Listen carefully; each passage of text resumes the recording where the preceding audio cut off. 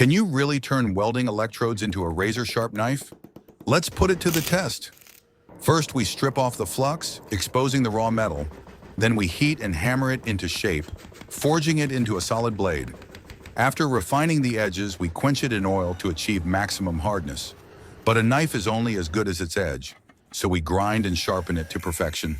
To make it even better, we polish the blade for a sleek finish and craft a sturdy handle for a comfortable grip. Finally, we test its sharpness by slicing through paper like butter. And just like that, a simple welding electrode is reborn as a deadly sharp knife. Would you try this? Let me know in the comments.